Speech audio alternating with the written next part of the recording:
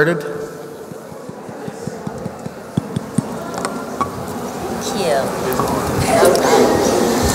Thank you all for coming tonight to this public meeting for the Rotary Lake Park. The park obviously has been closed for now since August of 2016, at which time there was a horrific tragedy at the lake. And you can't begin a process of engaging the community and engaging the public without that starting point of discussion tonight. We lost a little girl of our community in August of 2016, and so tonight that's a poor part. You can't have a public engagement, you can't have a public discussion about the facility without beginning from that point. And for all of us, I think the tragedy of that day, and certainly for the parents, are life-changing, and certainly for us on behalf of the elected officials and the Miles River Park Society, and all of us feel the effects of that every day. And so I would ask that if we can, just before we begin the public meeting, and I'm going to go through a presentation tonight on the background and the issues of the lake today and the ramifications of the decisions that have been made as a result of the closure order by the Chief Medical Health Officer, and then the options. Tonight is really what we hoped it would be was described as a public engagement. We want to, before we start to make decisions and moving forward, we wanted to engage the community and explain some of the issues and the aspects of the current state of the lake and the legal aspects of the closure order that exist around it, so people have an understanding of that, and then give you, the residents, the opportunity to ask some questions and give some input into that process. But before I begin, I want to ask if we could just have a moment of silence for that little girl, Audrey, who lost her life that day. Beverly? Sorry. Beverly Park. Thank you.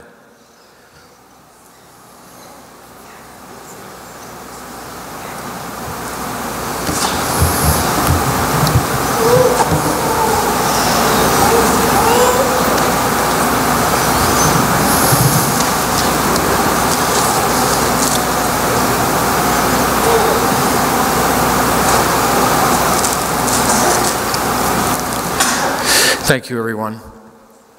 So as I said, Council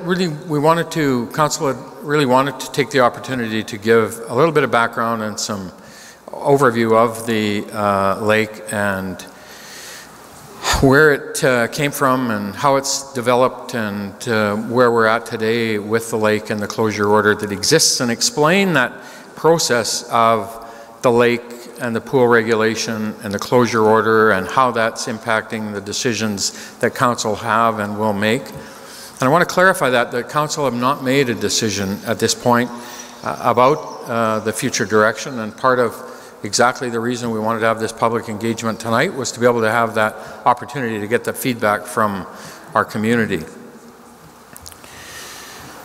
So the lake, and for all of us who were born and raised and grew up in Dawson Creek, it wasn't Rotary Lake, it was man-made lake, and was built by a group of volunteers in 1962, and it was developed as that, a swimming pool next to the creek, and constructed originally with just a plastic liner, and all of us who have, as I say, enjoyed it and experienced it, knew it as man-made lake. And it wasn't until 1965 that sand bottom was paved, and it became a paved bottom in 1965.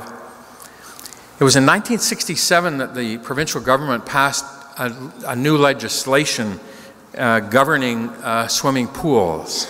And anything that was built after 1967 operated under the new legislation for swimming pools, which carried certain requirements for infrastructure, water quality, and all those types of things, and then also the regulations carried the responsibilities of operating it as any pool with lifeguards and with a pool safety plan and all of those things.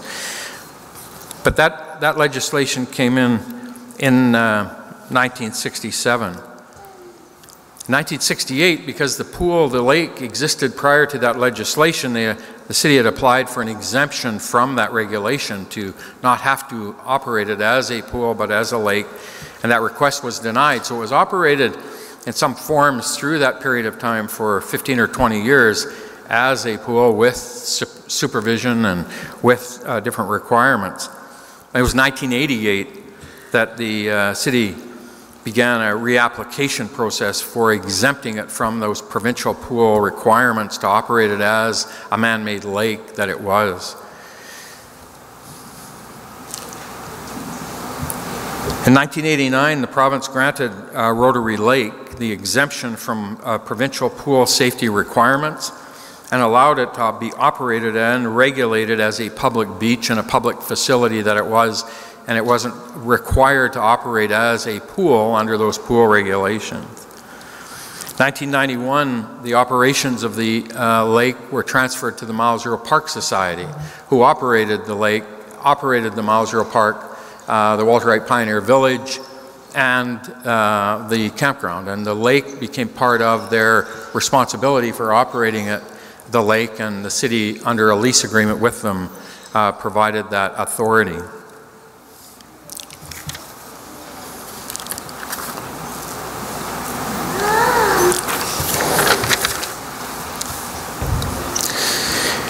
In 1994, there was a tragedy on the lake, and so there's been different stories and different events that have been talked about in the history of the lake since back in 1962.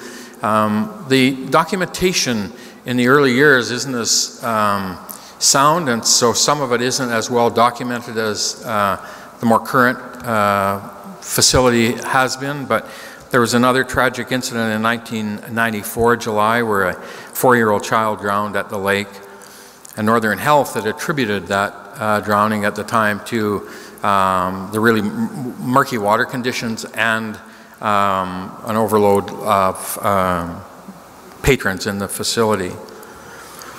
It was in August of 2016 that Beverly became entrapped in the main drain and lost her life at the lake, which at that point Northern Health issued the closure order under the Public Health Act to the city and to the society to close Rotary Lake until further notice. Now there's been some discussion about that in terms of do they have the authority to close the lake or the pool as it operates. And so the Chief Medical Health Officer, acting on behalf of the Province of British Columbia, reporting up through to them, when a health hazard is identified and a closure order or an order is issued under the Public Health Act, under the Chief Medical Health Officer, that really trumps all legislation and regulation. There isn't anything political that can influence or interfere with that order that's issued by the Chief Medical Health Officer. And I'll give you an example of that. If the City of Dawson Creek, through our water treatment plant, had an issue or a concern with the quality of the water causing sickness or illnesses, the Chief Medical Health Officer could issue a closure order to that facility, and you couldn't reopen it until such time as you rectify those issues that are affecting that public health hazard. And so that's what the closure order today that's on Rotary Lake has been made by the Chief Medical Health Officer under the health hazards, and they've identified a number of health hazards in the facility, both in terms of the infrastructure as well as the future operation of it. And that's the closure order that exists today. Also in July of 2017, the Chief Medical Health Officer for Northern Health, and I want to clarify that a little bit as well. So the Chief Medical Health Officer for the Northern region operates under and through Northern Health, but they report to the Provincial Medical Health Officer as it relates to those health hazards. And so it's the Chief Medical Health Officer that has the authority within that realm. The Chief Medical Health Officer for Northern Health for the region has also recommended to the province that they repeal the Rotary Lake exemption from the requirements of the pool regulation. And what that means is that if they repealed that regulation in terms of how we operate the lake, that we would then have to meet certain requirements, both in terms of infrastructure improvements, as well as operational issues like lifeguards and like pool safety plans and things like that. And I'll explain that in a little more detail as we go on. So in July of 2017, the city, our council formed a committee. We really wanted to engage with the Minister of Health on the importance of this facility to the South Peace and look at those options that might be available to us in moving forward and rescinding the agreement to operate that recommendation to remove that agreement to operate the Rotary Lake as it was, and then try to find a solution to get the facility back open for the summertime. Northern Health then, through the Chief Medical Health Officer, has issued an engineering report to us really outlining the requirements that would be necessary to bring Rotary Lake into compliance, and so that that closure order could be lifted. The closure order cannot be lifted without some of those infrastructure, capital infrastructure improvements made to the facility, as well as meeting these other things. So we've been meeting now with Northern Health, with the medical health officers, with the Deputy Minister of Health, and looking at the closure order and the implications of that. And last fall then we had council provide us, our city council, received a report from the General Manager of Community Services with some correspondence from Northern Health and the Northern Health Officer, and looked at options of what could be done and how we can move forward with the facility.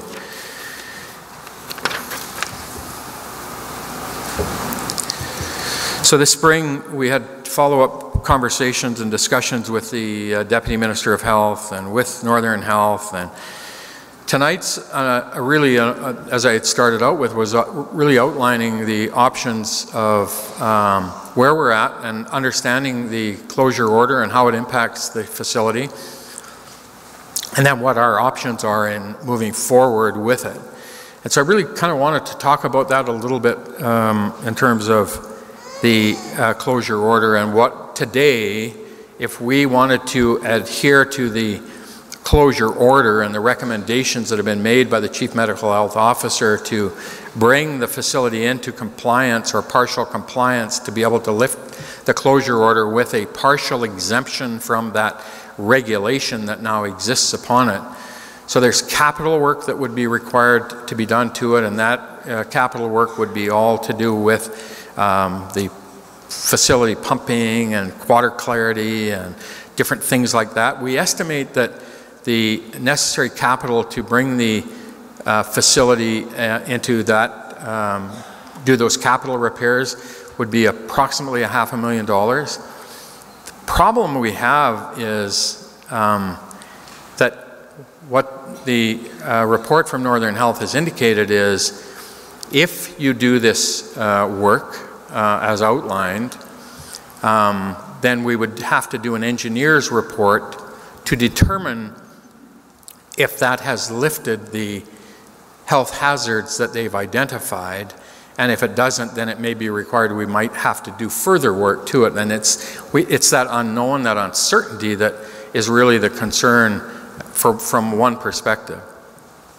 The other piece to the closure order requires operator, so we would have to have supervision at the lake, so we would have to hire lifeguards. We would have to have a pool safety plan. We would have bather load limits. We would have to have it monitored, to have patrons monitored going in and out. We estimate, and we operate a pool, an aquatic center, so we have a very good idea about what the costs would be to operate the lake with that supervision, and it's our best guess, our estimation, that it would be in the area of $120,000 to $150,000 a year to operate the facility with those requirements. So that's the first option. If we were to reopen the lake and could reopen it and meet the requirements of the closure order that have been put in place, that's the initial outline for us in terms of costs to get it open. Council have looked at the other option, and so the recommendation and one of the discussions was change it from a lake, a swimming lake, to a water park, a wading pool with splash part. So that's an option. We could close it completely and never reopen it, so that's an option. We could litigate. We could start try to take legal action against the Chief Medical Health Officer on behalf of the province of British Columbia to try to fight the closure order through the courts and try to have that argument put in front of the courts on the closure order. So those are just a few of the options right now that we know and what we have in front of us. And as I started out from the beginning, Council have not given any direction at this point. We now have, here's what we do know. We do know that Northern Health, through the Chief Medical Health Officer and the closure order, are not going to waive that. So in order to move forward, then we have to move forward, I think, with respect to, are we going to invest the capital and the operating in order to reopen it? Are we going to change it so we don't have to meet those requirements for pool supervision and all those things under the pool regulation and operate it as a splash park and a spray park, but you still have the beach and you still have the family amenities, you just don't have swimming? Do you close it completely? Those are the discussions, and as I say, I just really want to emphasize that point, that we have not made a decision. We haven't made it, council has not given the direction to administration about that. We really wanted to try to inform the community, the residents, the public, about the closure order, how and what that is through the Northern Health, so that people have a little bit of an understanding about it. And then tonight was really just, as I say, we really want to engage in the community to get your feedback and help us, give us some feedback in terms of guiding the decisions and direction that we take for the future of the facility. And now I'm going to also indicate that I've had some discussions with the Rotary Club, and certainly their views in terms of looking at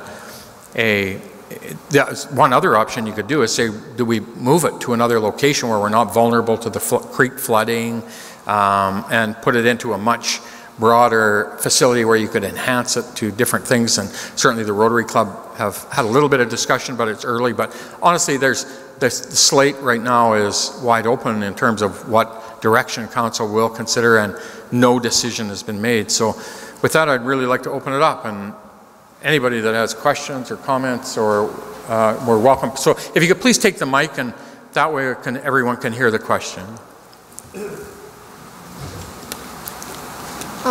Sorry, Rebecca Casey.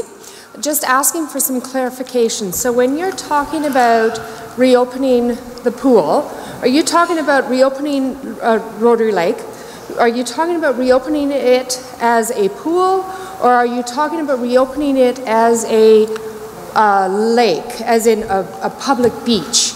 Is it, what is, so you've got, we've talked about how in I don't remember the date, but how it was then exempt from the pool and then became operated as a public beach.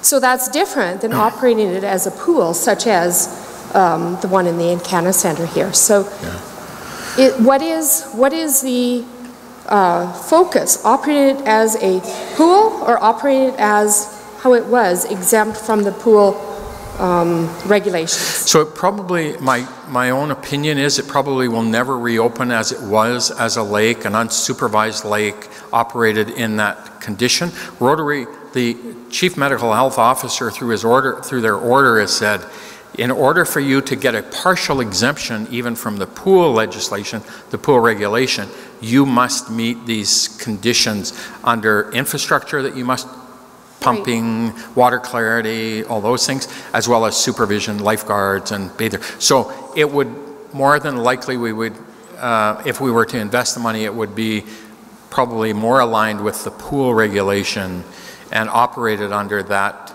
condition, because I think that's the direction that we have from the Chief Medical Health Officer. Right, so they don't want, they're not, basically your input from them has basically said you are not going to really be able to reopen it as exempt from the pool regulations. Right. That's basically, if you're looking at that as an option, they're sort of saying like, that's not going to happen. Yeah, I never mentioned that we'd reopen it as it was, because that's not going to be an option. Right, okay. That was clarity for me. Thank you. I was just wondering. Thank you. Robin? Yeah, I just have one question. Why can't the city charge a small fee for use of the lake to help cover the costs of the rehabilitation of the park, so that it can be used? Because let's face it, that park is also a tourist draw. The way it stands now, it's not a tourism draw. And the spray park that was built 2 years ago has not even been able to be used. Thank you. So we haven't made the determination in terms of what the future will be, and so once council gives that direction in terms of, is it going to reopen, what's it going to reopen as, how do we pay for it, do we do it through fees and charges, do we do it through taxation? So that's all the discussion that council is going to have to give the direction towards. But as I say, the way in which you're going to pay for it is going to come from the operating budget of the City of Dawson Creek, and $150,000 in added cost to our operating budget is a 1% property tax increase. So whether you do it through taxes or whether you do it through fees and charges, we still have to have a way to pay for those in new costs that we're going to be faced with. And it may be through fees and charges, and it may be through taxes, but we haven't made that determination because we haven't given the direction yet. Is there no provincial grants available to help? Yeah, you can get grants for capital usually, and you can get some grants from Northern Development Initiative Trust and the provincial government and the federal government for different initiatives and things, but they're normally not going to pay you for operating expenses and operating costs. They'll give you some grant money for capital, but they won't give you operating. So it's the operating is the long-term issue that you're faced with in terms of how do you pay for those operating expenses in the long term, and you got to build that into your budget for the operating expenses. Okay, thank you. Thank you.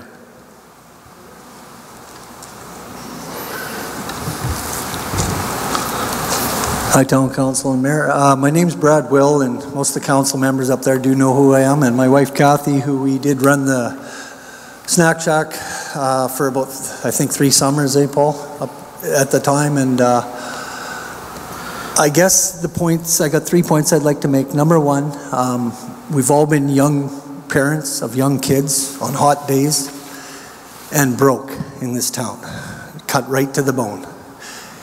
We don't all, unfortunately, and don't get me wrong, everybody knows I work in agriculture that knows me here.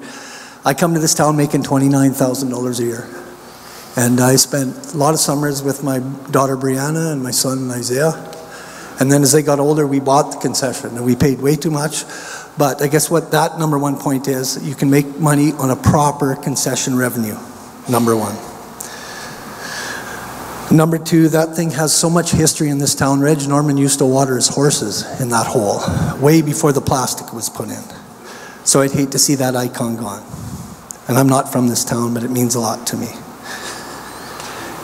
And number three, as far as tax revenue or added income or added stress to the locals, and not a great oil industry time, I would say, I would actually go to where I've lived before in Manitoba and Saskatchewan, and we go to the Legionnaires, and we go to the Royal Purple, and we go to some of the functions that have morning breakfast and ask them for maybe some help, I guess. And those are the 3 points I'd like to make.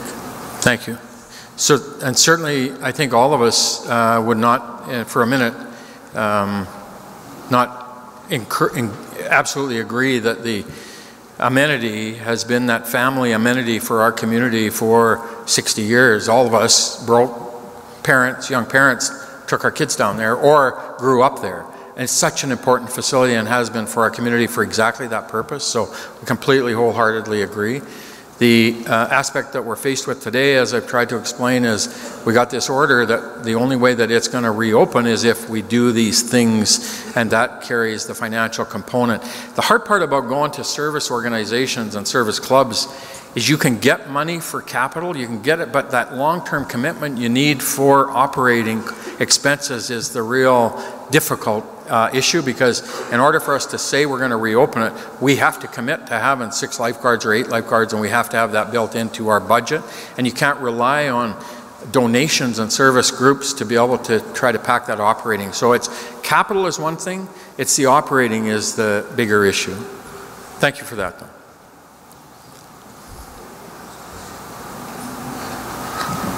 Hi, my name is Kelsey Jones. I'm a long time, I've lived here my entire life. I just have a question about the legal proceedings. Is there any way a judge could overturn and give us back our exemption? So we have a legal opinion, and I certainly know that the Milesville Park Society have sought a legal opinion in terms of the chances of having the order rescinded or changed. Our legal advice is that it would be very unlikely to have the courts overturn that.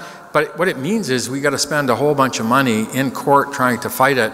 And when you have that legal advice, that it's probably your chances of success are not very good. And so this issue has been ongoing for a long time, and I think that we need to come to the realization that it's not going to operate as a lake as it has over the past number of years.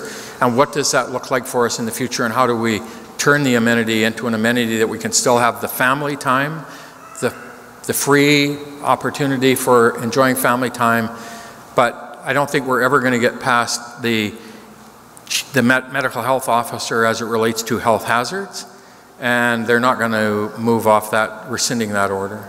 And that's our legal advice as well. Absolutely. I just wanted to know if the chief medical officer was here so we could ask him and have his questions.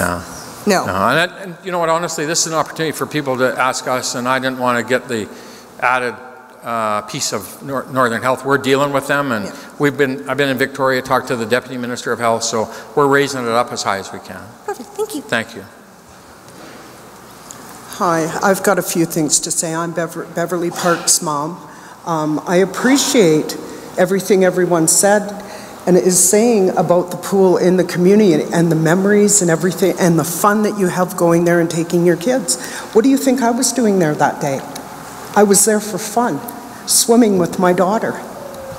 That's not the issue here. The issue is the responsibility that when you have a facility, you take care of it.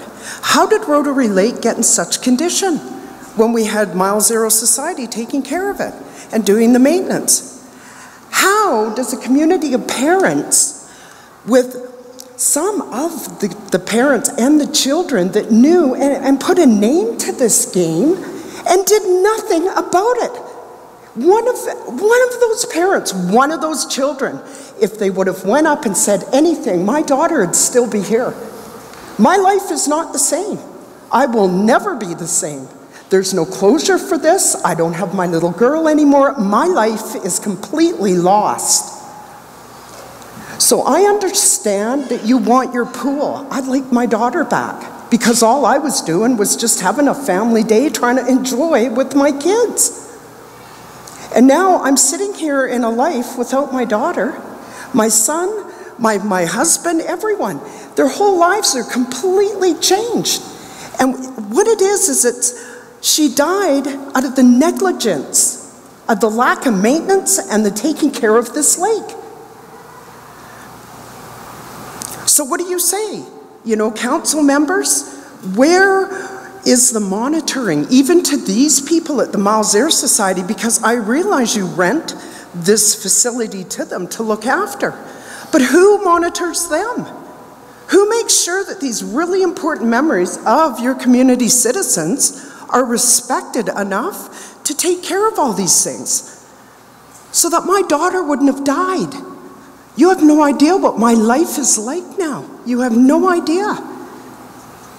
I understand it's so important, But so was my life and my family. And I would have done anything to help Rotary. Anything at all. That's all I have to say right now, Thank you for coming out tonight.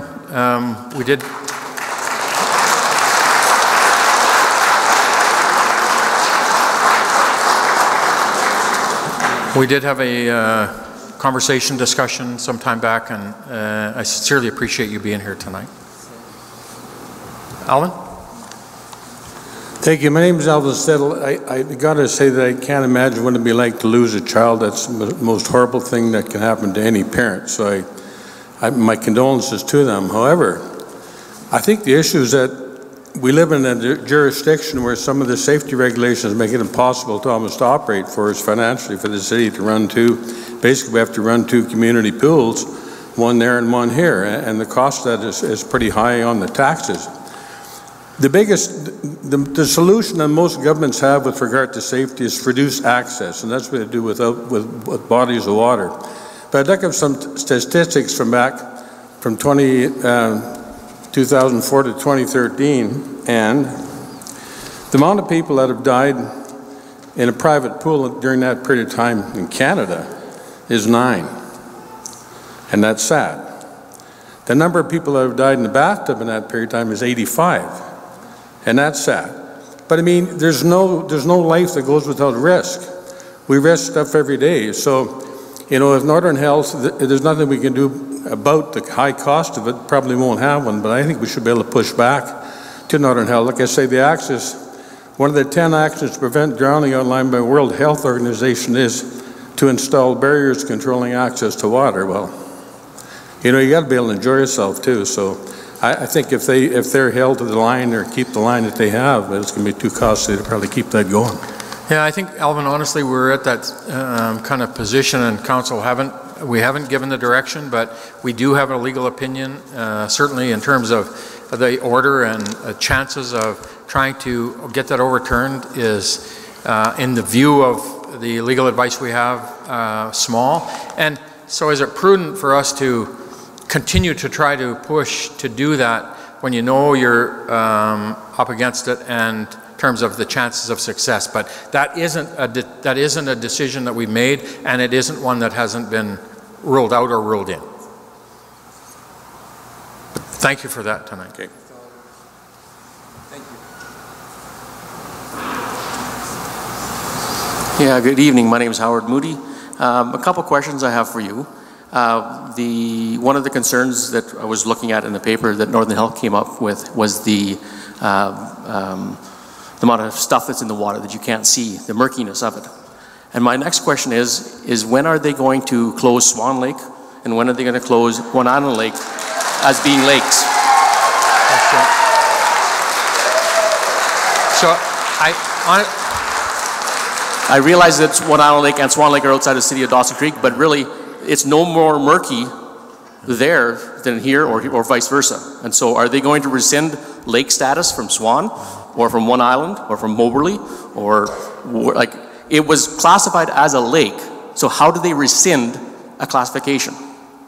So like, I realize that's public health question. Officer, it's his jurisdiction, it's their jurisdiction to deal with, it's in our community, it's in our city, and so it's for us to have to deal with it as that amenity, and I don't have any jurisdiction to deal with that stuff outside of there. No, I understand that that's outside your jurisdiction, but what I'm wondering is, how do they reclassify on one person's say that it's no longer a lake?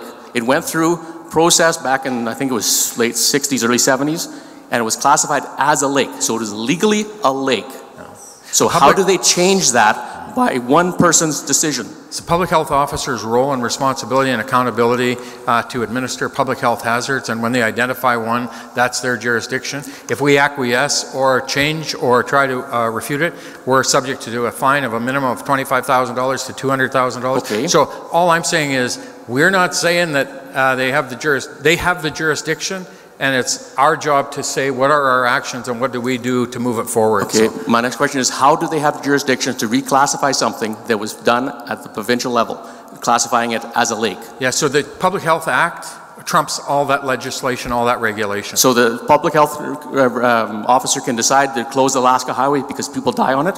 So if they identify a public health hazard, The highway can be closed because they decide that somebody died on it? so I got their number. I'm wondering. Yeah, I can only tell you that we're dealing with the public health officer who's issued the order I through the understand Ministry that. of Health. And that's one person who makes that decision. And they compared to our democracy, which people decide, not one person.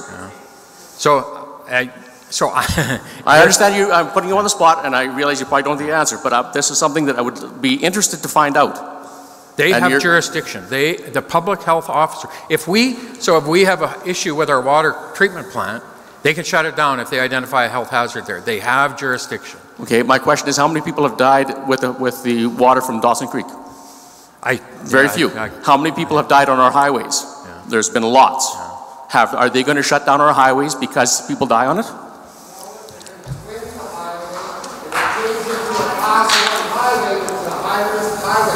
So it also changes the mandatory requirements of maintenance, requires cleanliness, requires the amount of gravel to be on there. Also the reason all the highways are getting green now, because the amount of deaths that are on. So they're going to give more room, they're going to widen it and change the condition. And what is it? Swan Lake doesn't have a concrete bottom, doesn't have maintenance, doesn't have a filter. That's a lake. That's a pool. Concrete. It's legally a lake. It was legally a lake. They went in and political, and all of a sudden now, in 87, we got an exemption. Originally refused, we did political activity, we got an exemption, now we carried on. Like you said, all the documented deaths aren't even in this thing. Well, how many are there? I grew up in this town. 4? Well, how many people have died on the highways? So are we going to shut the highways down? Are we going to take away the speed limit now? I don't know. So why do you wear a seatbelt? Why do you have a speed limit on? We're changing you're changing the things around, sir. So we can, anyway, I've asked my question. I'll leave it to other people. thank you. Yeah, my name is Graham Wallace. So I kind of have one question here. It's obvious that for us to keep Rotary Lake, we have to change. It's going to take on some of the pool classifications. From a grandparent's point of view, we used to take our grandkids down there and interact with them because we could be beside the water. Under the new regulations that we're probably going to have to deal with, how close are we going to be able to get to the water? Is there going to be a fence between us and the people in the pool? How far is the fence away? So is there any use for, let's say, people to be there for picnicking? Yeah, so the lake will have to be fenced to enclose it to ensure that you won't have only a certain number of patrons in, if that's the direction that they go. But that's all of the worries that we have because we don't know all of the regulations, all of the infrastructure improvements that would have to be done in order to meet that partial exemption. And then we have to have an engineered assessment done to ensure that we've met the public health hazards that have been identified and those improvements have rectified those health hazards. And if they haven't, then we would have to put more capital into doing them. So that's the problem.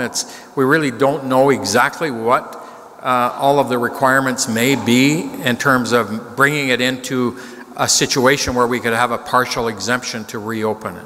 So I'm getting the impression then that basically the interaction between parents and kids is going to be gone. It's a place we'll be able to let kids loose because they'll be supervised and we can take off. Basically, I'm sorry, but it's not Rotary Lake as we know Rotary Lake. Yeah, right. So if it was reopened as a splash park, as a spray park, it doesn't fit within the pool regulation, so it's not a swimming pool with the depths like the splash park is today. So there are different requirements under each of those that would determine what your operating requirements would be, and that's the thing that we have to understand. As a splash pool, how deep would it be? Yeah, so I don't know that. I don't have the detail of that, and it's just one of those considerations that Council have brought up that we should look at if we can't and don't open it as a lake again or as a swimming pool, that maybe a splash park with spray facilities and things like that enhance what's there with the miniature spray park. But they have certain regulations as well. We haven't given that direction, but that's one of the options that we're going to look at. Okay, you've answered as much as you can. Thank you. Thank you.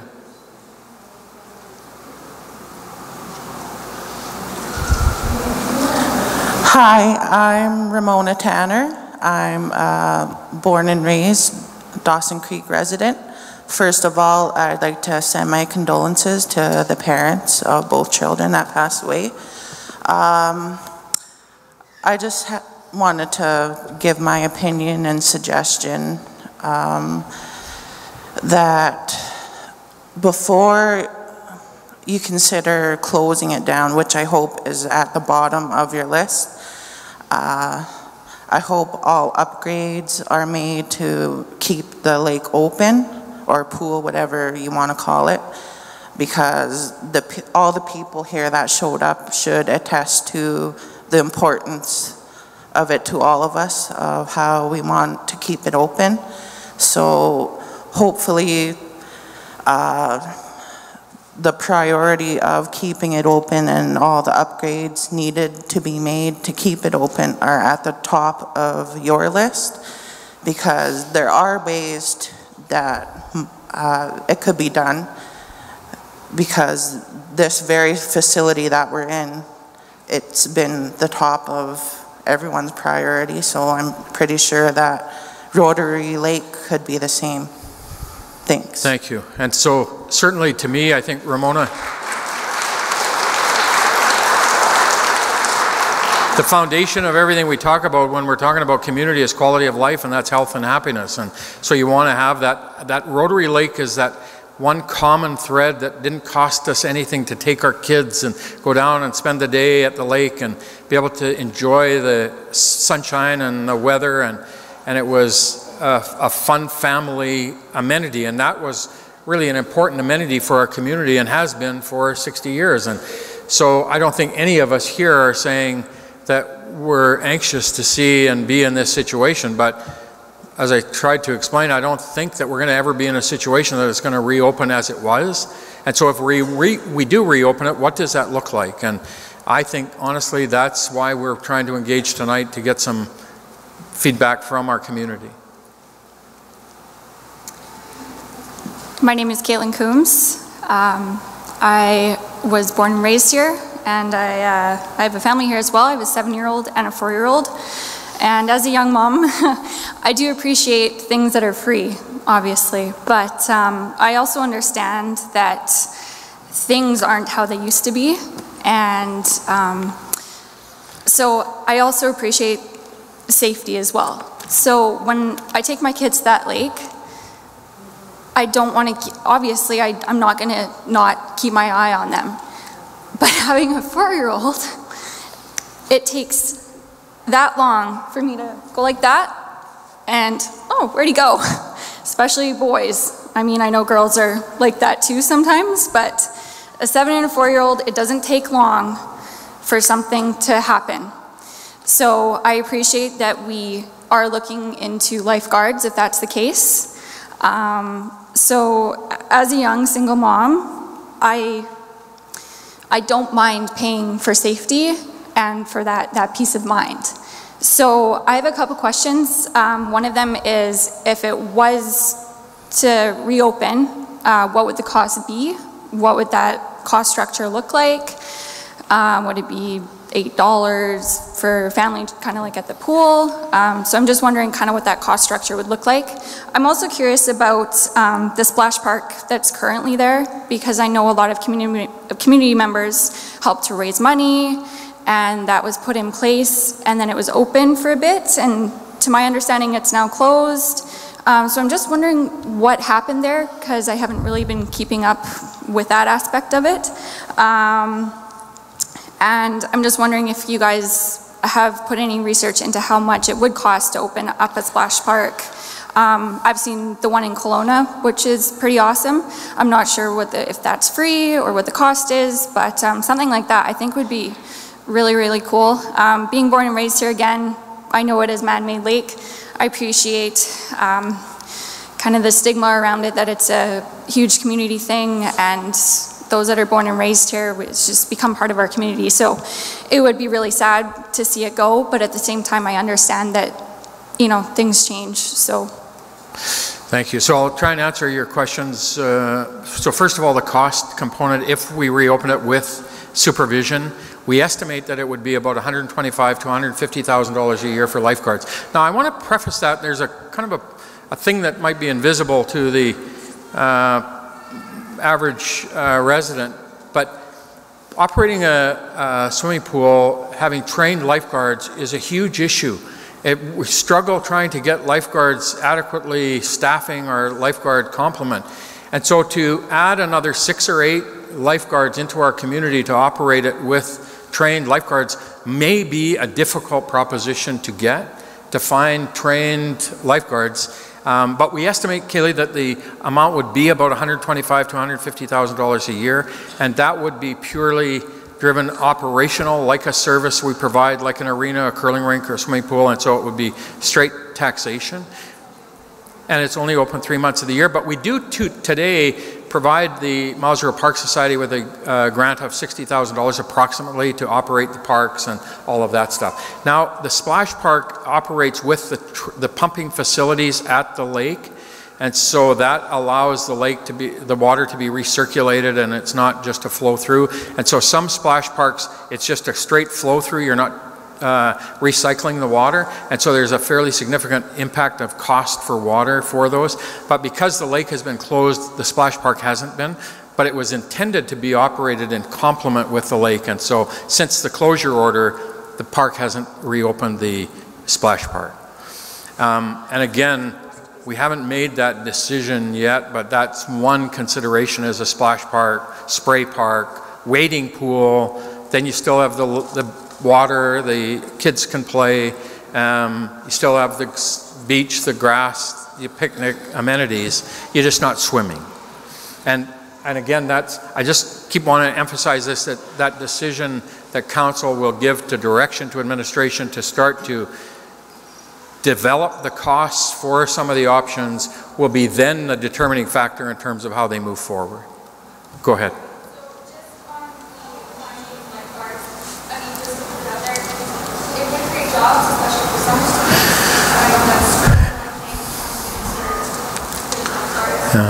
It's crazy when you think about this, but it's one of the real difficulties in operating a pool, and the Kenboric Aquatic Center is an example of that. Duncan and I met with the Mayor of Grand Prairie about a year ago, and he asked us if we had any secrets in terms of how we were getting our lifeguards, because they're struggling like crazy even in Grand Prairie getting lifeguards. So it is an issue, and that's, you know, one more component when you say, well, we'll just have lifeguards on the facility. You may not be able to get them, right? So anyway, thank you for the question. Yes. Good evening, Jan Schmidt. Just one question. If you do decide to go with a wading pool and the splash park and the rest of the park, which is very well used, sorry. Okay. Good. Okay. Sorry. Just one question about if you do decide to go with a wading pool and a splash park and the rest of the park, which is very enjoyable too. Will Northern Health want lifeguards for the wading pool? Yeah, so that's all of those requirements, Jan, in terms of a wading pool, splash park have their own kind of requirements. And so that's the direction that we got to try to flesh out and say, okay, if we do this, what's the capital cost to do those improvements, to turn it into that? And then what are the operating costs annually? And or each option then will flesh out, and council will then kind of give that direction to determine what and how is the best for us to move forward. Right. So I was just thinking about the cost and wondered if lifeguards would have to be involved still, if that was the option. I don't believe so, but I don't want to say that categorically, but it changes. It's different. Then the pool regulations are different than that wading pool splash park. Good. Thank you. Thanks, Jan. Hi, I'm Emma Casey. I'm 18 and I'm graduating this year. And one of the things that I find, so it's, right, the closing of Rotary Manor, it was sad for everyone from, you know, like my sister has little kids to my grandpa and I, we used to go on picnics. So basically, my mom and I, my mom's Rebecca Casey, the first lady who spoke. Anyway, we travel a lot. We go everywhere. And one of my favorite places to travel is Drumheller, Alberta. One of my favorite, the reason, besides, the Dinosaur Museum, for going there is they have one of the most amazing family parks I have ever seen. They have, what we have at Kin Park, so like the swings and the slides and things. And then they have the splash park, kind of like the one in Fort St. John for anyone who's been at the pool there. And then they also have a wade pool, not whatever, when I went in there, I'm only 5'4" and it maybe went to my hip. So not that much. But every time that we drove by there were families, there were, like 2 teenagers on a date or anything like that. And basically what I'm trying to say is I know change is hard, but doesn't mean that it can't be for the better. And the other thing that I was trying to get at is maybe as an example or like looking at regulations, maybe would be Drumheller, just because it's such a good kind of example maybe for what everyone, like a good middle ground. So that's my opinion. I also have a question. So I know that a lot of us are here because we want to try and make our opinion heard. And I was just wondering, so I'm growing up in what they call the age of technology or whatever. And so I'm wondering if a lot of people my age, teenagers, we also have these opinions.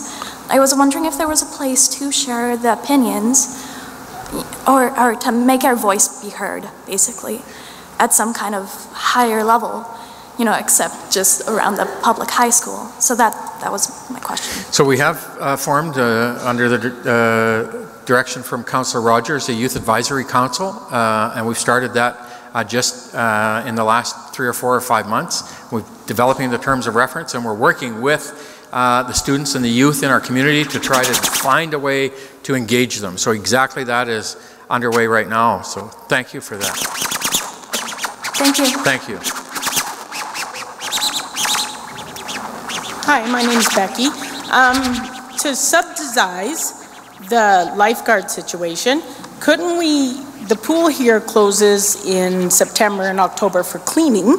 Why couldn't they close July and August and take the lifeguards from here and put them there? Couldn't that be wouldn't they be able to work with us, like the Encana Center itself, work with us? So that would be a situation where both would even out. The people wouldn't get 2 months off. They'd still continue working, and Rotary could have safety for all the kids. So that absolutely is not one of the things that we've ever had any conversation about, but absolutely that's why we're here tonight, because we wanted to get that innovation ideas from our community, so thank you. Hello. I have a question for you about the upkeep of Rotary while it's been closed. Has there been any upkeep done to Rotary? We have to keep it, obviously the lake itself has to be drained at all times, so it has to be cleaned from water. So when it floods and when it gets cleaned, then but the Mauser Park Society and the city then would keep that lake cleaned out of any of the water. We have to keep it drained. So all the pumps and everything are still as functional as they were 20 months ago? Yeah. So that's not a new existing... We haven't turned anything on, we're not allowed to, and so the pumps, the facility has been drained and it will stay drained. In fact, it's probably, the lines stay frozen until probably this time of the year, and I'm not sure if they still are, so even at this point we wouldn't even be able to test them, but they do stay off and they do stay drained and cleaned. We have to under that order. So that's not considered part of the cost of the $500,000 that you need to get it up and running again as new pumps and everything? So there's a whole bunch of stuff within that order of the mechanical and operating that we will have to do, and it's not necessarily the pumps, but there's a ton of work that would be required to meet that closure order for a partial exemption. But it is considered to be in pretty much the same shape that it was when it was shut down in August? Yeah, it hasn't moved from then. So. Okay. thank you. Thank you. Hello, my name's Wayne Ezard. I sympathize with these folks that have lost children in that drowning. I understand. I lost a brother and a cousin that way. And as everybody knows, I'm always squawking at you about tax dollars and where it's going. However, when we're talking about safety and we're talking about this pool and the importance of a place for people to take their children and have an affordable day at the lake. While this is closed, a lot of those same people are taking their kids out Highway 49 down to the Poose River and spending the day down there. So tell me where the hell the safety is in that. And those are our city folks having to do that instead of at a safe place. Thank you.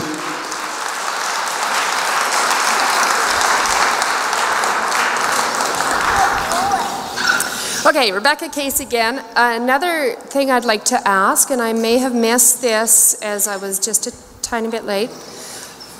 Are there any other facilities in British Columbia that have been similar to our Rotary Lake, that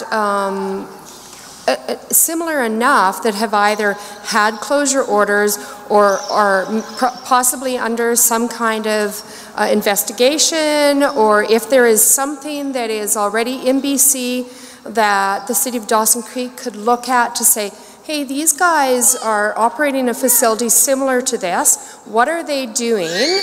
What are they doing different than us? Or is there some way that we can, you know, look at them as a model? I really don't know if there are anything else. If there is anything else in BC like Rotary, I think it was probably fairly unique. I mean, I have my own memories of it. I was born in '63, so I remember going there when it was like nothing. We used to ride our horses there. I mean, that's, you know, that, and I know we couldn't do that now, but so I'm just curious as to whether there's been some like that's not, sorry, that's a little feedback there. And then the next thing, to look at something that changes when we change from the potential of the public beach to, are you good? To the outdoor pool type. I'll just talk louder. Right, okay. I can talk louder. I can be here to half a mile away. So when it changes then to the potential of being an outdoor pool, that is what it would be looking like, an outdoor pool facility, and then to look at other facilities in BC that meet that regulation. And, you know, just to get models and ideas from other cities or towns in BC, because that's something you're going to have to look at, right? How do other towns and cities function in this capacity? There are very, very few, and I think administration had an example of 1 or 2 or 3 other facilities that are exempt, that are facilities, but it's very, very rare to see them today after 60 years of having that pool regulation legislation in place. So it's a real anomaly, and so it's difficult to find one that is similar or has operated similar. And then at the same time, the public health officer and the orders are very, very specific in terms of how and what you must do to deal with that order and how you get it lifted. Okay, so I have another question on the idea of capital expenditures and tax increases. Now, I don't know how many people here know who I am, but probably a few. I am not a resident of Dawson Creek City proper. I am rural. So as a taxation, that's not, for me, that's not an issue, right? Because I don't pay city taxes.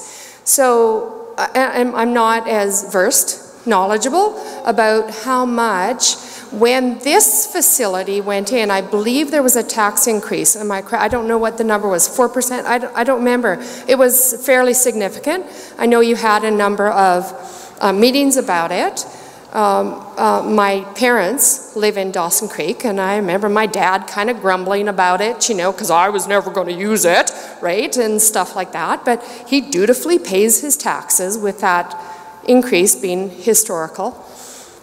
So I'm thinking that a 1% increase in taxes may not be such a big deal. When you talk about a facility that most people, I'm going to bet you that more people use Rotary Lake over the summer than may necessarily use the pool. Specifically when we talk about the pool being, you know, a fairly costly to go to for a couple of hours of swimming, whereas Rotary Lake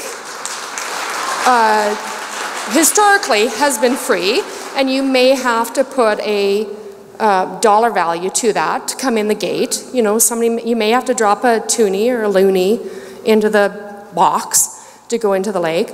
There will likely be more people who can afford that, a small fee to use it, as opposed to the $7 or $8. I don't use this facility a lot because, well, I don't have time, and then I have to come into town, right? So I'm just thinking that on average, most people would probably be okay with paying a small payment, and I know that goes towards operating costs, and the capital of how, comparatively, how much a facility like this has cost compared to fixing Rotary Lake and then using it for the 3 months in the summer that it's open.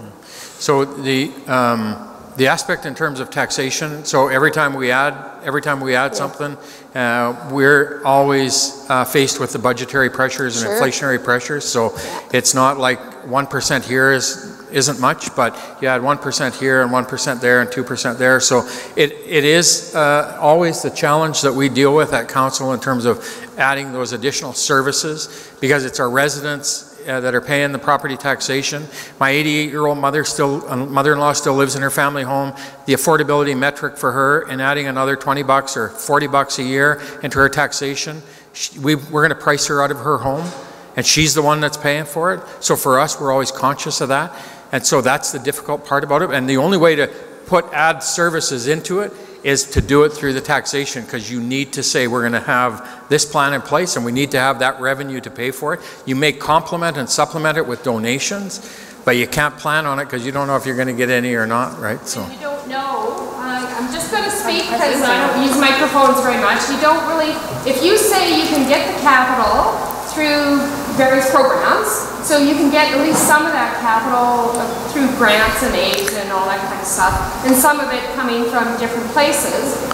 And then you're more concerned about the operating costs. And if you get it fixed well enough to open it under the, you know, rescind that partial closure, or partially rescind, so it's, you know, whatever, open enough that we can use it this summer, or maybe, you know, later on this summer, because it's going to take a while, right? I mean, things don't get fixed in 2 days, but I'm sure that most people wouldn't mind just helping out with that operating cost by putting that lady in. Did I hear the rural residents want to help pay for it?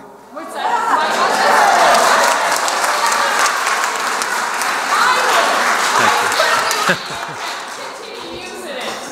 Thank you.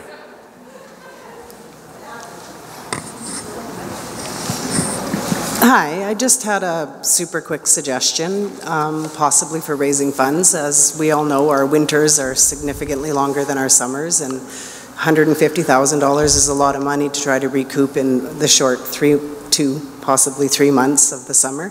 I'm just wondering if maybe there's some possibility of using that area in the winter as a skating rink, maybe a toonie skate or something to that effect, that people could maybe pay per use for that. Yeah, I don't know if we've ever had that conversation or discussion about turning it into another recreational facility for the winter time, and I don't know if we have to drain it because of the stuff. But anyway, that's not a conversation we've had, and certainly council haven't had that deliberation in terms of having another facility down there for winter months, and that's another idea that certainly is worth having some conversation about. Okay, thank you. Thank you.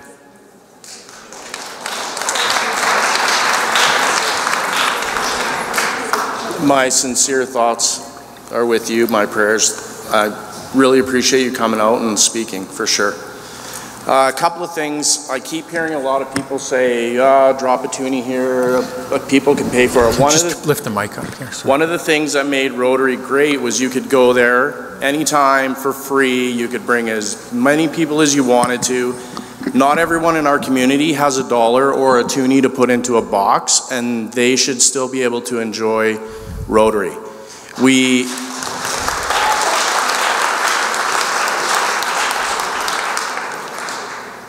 put a splash park in there. I've had we've obviously had 2 years of discussions in the community in our various groups and peer groups. The way the splash park, whatever you call it, is like, it's great if you're 2 or under, but a lot of people that went to Rotary, they have older kids now. Mine are, 6 and 10.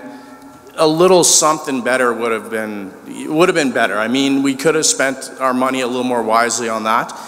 But that's my vote, is that we turn that whole thing into just a big wading pool with the splash and all that stuff for the kids, and keep it free. I don't care if my taxes go up. There are a lot of people in our community who cannot afford to pay anything to go there. That's why they don't access the pool.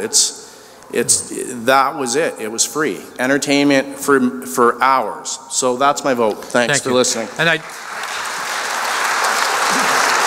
would, and you raised a really great point, and I just want to address it very quickly. In the splash park, that was about 3 or 4 years worth of a group of volunteers out raising money and doing bake sales and stuff. And that group of volunteers raised $40 or $50 or $60,000, I think, to do that, right? So kudos to those folks who had that initiative. Thanks. Noob? My name is Brian Newby. I own a property at Moberly Lake, and my taxes out there, I pay for the recreational pool in Chetwynd. Is there any way we can spread this out? Spread the love? So I want to explain that, because the lady raised the issue of this in terms of how it was paid through taxation through the rural areas that contributed to the capital cost of this. So when a service is being proposed to be funded by and through the Peace River Regional District, so the folks that live in the electoral areas and a community, it has to go to referendum, and it's a taxation to everyone, and everyone votes on that. So what you would have to do is you would have to get agreement by the electoral area representatives that this is a service that they would like to take to referendum to have their residents vote on. And then you would scope out, first of all, how much the taxation is that you're looking to raise through that referendum, and then the residents have the opportunity to vote in each of those respective areas for either approving it or not for the taxation, Brian. And so in Chetwynd, in electoral area E, they have the pool, they have the library, they have the rec center, and those are regional services, and those are paid for by the rural area representatives and Chetwynd. Okay. I wonder what the council members have to say about all this. We're here to hear from our community tonight. We want to hear your ideas, we want to hear your thoughts, and we're here to listen. The initial cost of the $500,000, that's probably maintenance, upgrading. Most people can probably live with that. $100,000 a year to run the place is not very much money. We can put a lot of money into places like this, and $100,000 to keep that operating is minimal.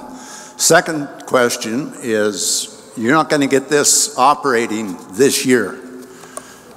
Highly unlikely. So why is it taking council 3 years to get this thing going?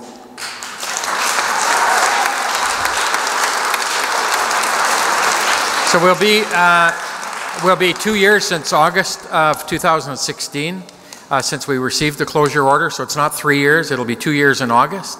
We've been dealing with the Ministry of Health and the Chief Medical Health Officer on the closure order, and dealing with that process of trying to get it dealt with and moving it forward. So it absolutely is frustrating for us in terms of how and where we're at, and why we're here tonight is to be able to engage the community and have that discussion. So thanks for that. I think what we really all want to know is, when will a decision be made? When can we expect a decision? Yeah, so honestly, we'll now start that process that we've got the kind of the completion of the information from the Chief Medical Health Officer, Northern Health, and the Ministry of Health, and now we'll move this forward through Council, and Council will start to give that direction to administration on the options and scoping it out. There's no budget in it for this year, so it'll be a question of moving it forward this year for the options and build that into our 2019 budget. So it would be my assumption, and I'm happy to have my council jump up here and rectify it, but it will not be open in 2018. Okay. Hi there. You can probably all feel my heart racing like crazy here. First of all, I worked for School District 59 for 9.5 years with the Intervention Department, and I don't know if the community knows how important it is for our children and families to have somewhere to go. Our children and our families, low income or not, have nowhere to go into this community that they can afford.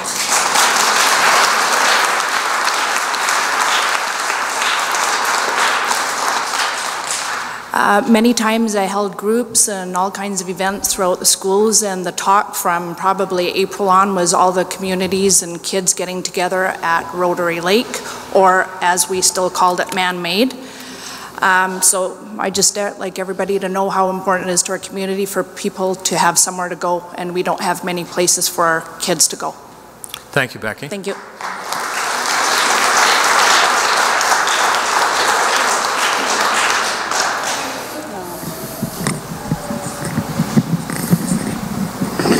This thing's just going to be awkward, eh?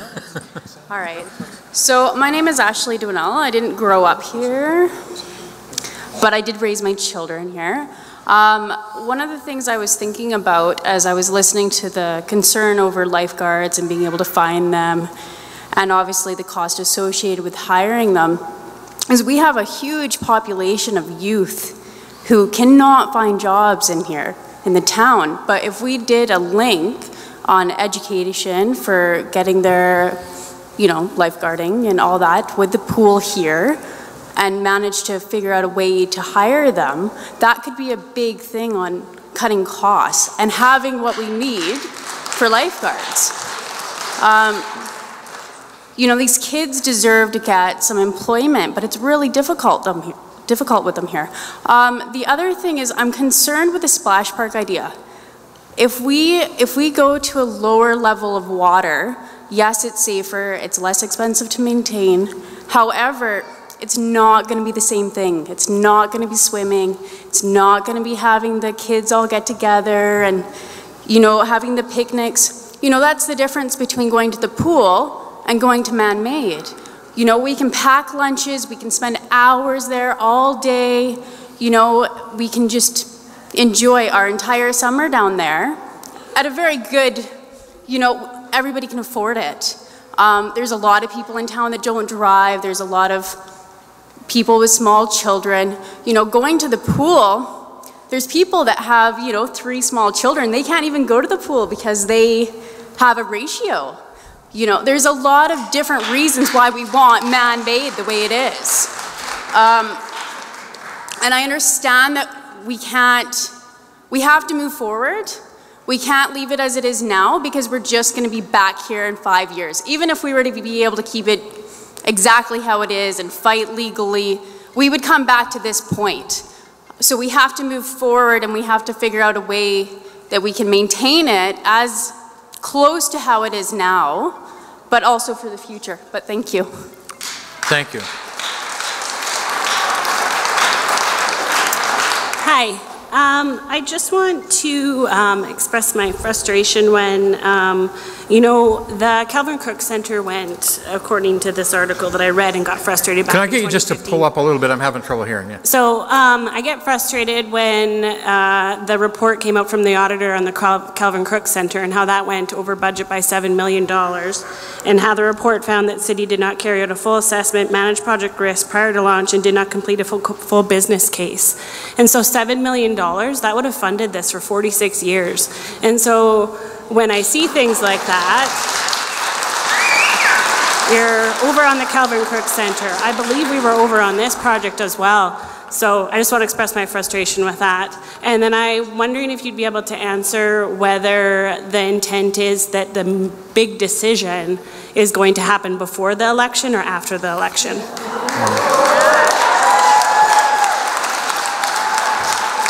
So council will make that decision, and I can't tell you when that'll happen, because council will, as a group, and that's a great part about democracy, is the majority of these people here will make that decision, and we'll hopefully have it made sooner rather than later, but we'll get the information, we'll direct administration to bring it back, and it'll be a fluid process, and it's in the public, it's a transparent, it'll be open public meetings that will happen, and so we certainly encourage people to engage with us and follow us and help provide that feedback. And honestly, from my perspective, if it happens before the election or after the election, we're going to move it forward as soon as and as quickly as possible. Okay, and I trust that you learned from the audit that was completed? Sorry? And I trust that you've learned from the audit that was completed?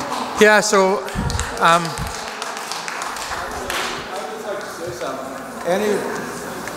Any of you here, there's an election on October the 20th. Any of you here, you can go ahead and run. Really.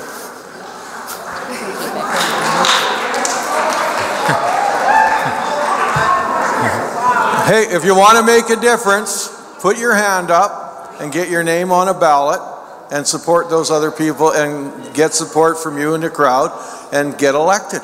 And then you can make the decision.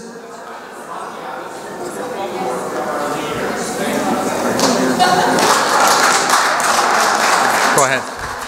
Hi there, my name's Ashley. I'm not originally from Dawson, but we've been living here for about 3.5 years.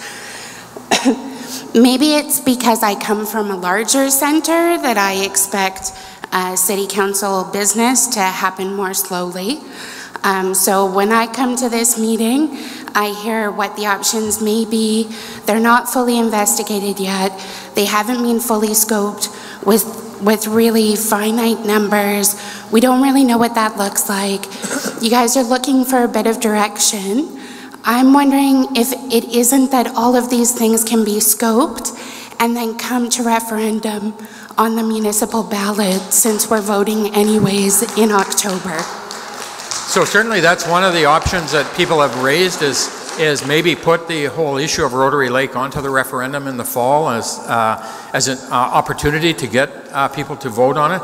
But we really want to scope that out in terms of give some direction in terms of what it is, what are the costs, what are you voting for, what are you supporting or what are you not. So that's part of that process, and so that's an idea that's been floated as well, is use it as a referendum opportunity. Ultimately, I'm hearing everybody say that it's a priority for the community, but I think that as taxpayers and homeowners in Dawson, we kind of have to put our money where our mouth is, and we should vote on it if we want it, right? Thank you.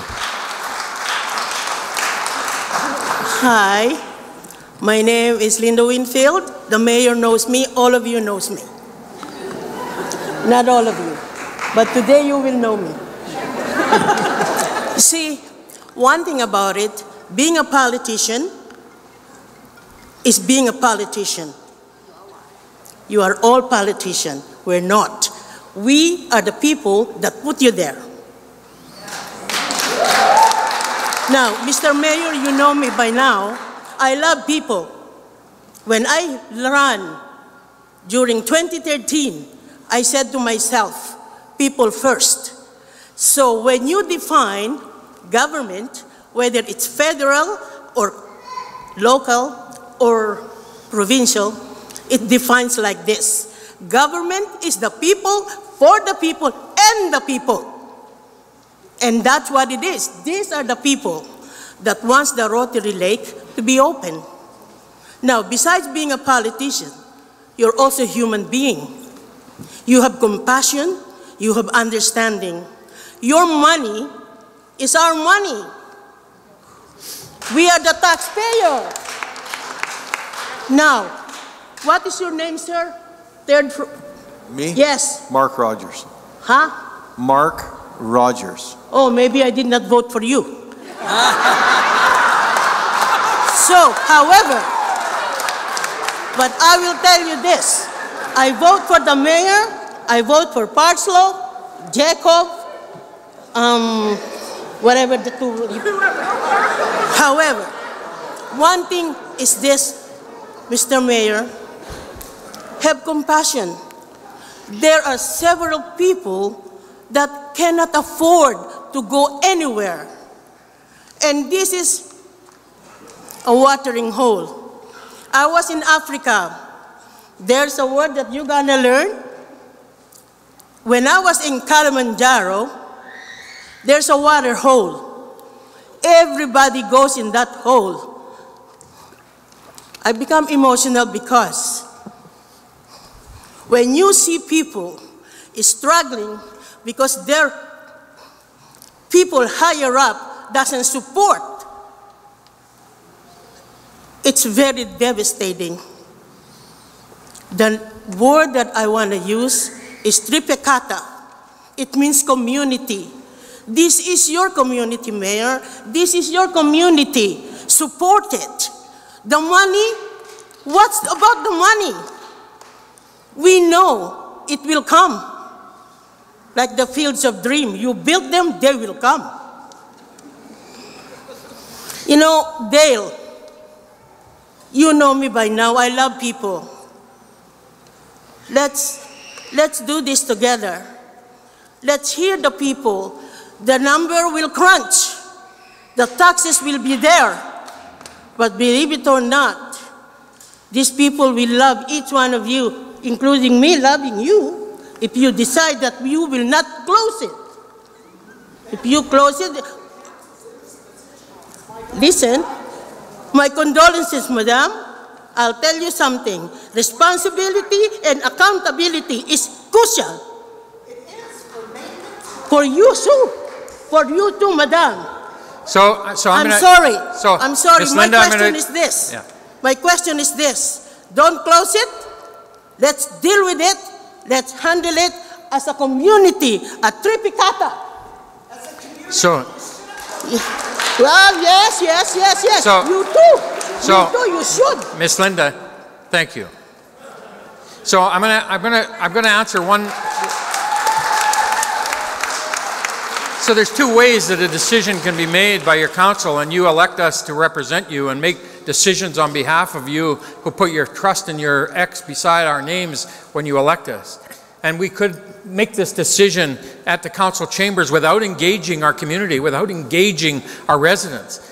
But we don't have all of the answers. But tonight was an opportunity for us to come and say, here's what we're faced with, here's the aspects, and engage our community in that decision and seek your input. Isn't that what you expect? Isn't that what you want for us to engage our community in, having ways to engage and communicate rather than making those decisions behind closed doors? I got into a bad state a number of years ago here at a public meeting because somebody made a comment that I didn't care about this community.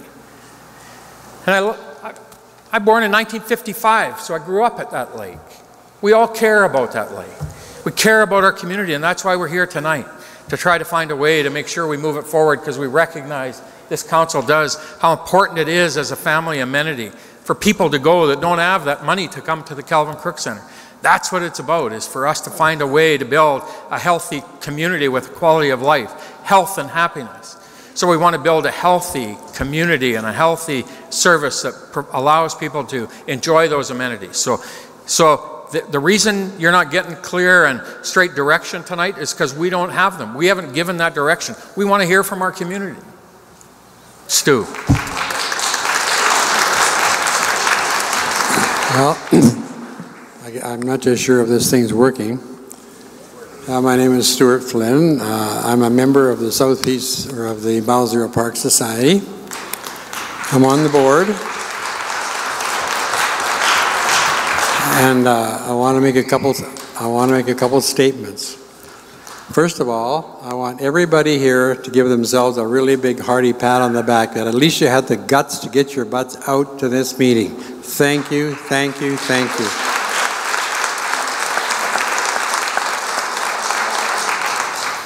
Secondly, the council, yes, I know the council people. I know how you feel. I've lived in Dawson Creek since 1965, and I know how you feel because I believe in Dawson Creek. And I have to tell you, and I wasn't going to come here, so help me, I was not going to stand here tonight. But in my opinion, only mine, you know what? Northern Health, in my opinion, don't give a fat rat's ass about that pool any more than they do your hospital. Because you haven't got a hospital, and they don't give a damn. And the only way you're going to get that message across to those people is everybody here, every single soul, and their families, and their siblings, and their friends, and their enemies, need to phone City Hall tomorrow morning and get a phone number for Northern Health. We have to bombard Northern Health absolutely, continually, because we live here. They don't give a damn. They don't live here. Northern Health don't care. No, they don't give a damn. Excuse me, I'm... We want our exempt back, we want our free shit. We don't care if we kill any more kids in the future. Okay.